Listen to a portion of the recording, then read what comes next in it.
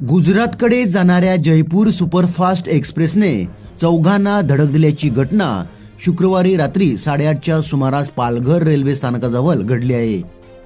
या घटनेत 2 जणांचा मृत्यू झाला असून 1 जण गंभीर जखमी आहे, तर एक तरुण थोडक्यात बचावला आहे।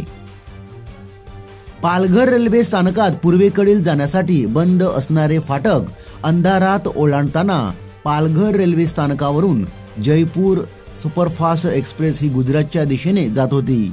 त्यावेळी रेल्वे रूळ ओलांडत असताना गुजरात वाहिनीवर हा भीषण अपघात घडला। गाडीचा धक्का लागून दोघांचा दुर्दैवी जागीच मृत्यू झाला, तर एक जण लघुसंख्येसाठी बाजूला गेल्याने अपघातात जखमी झाला आहे।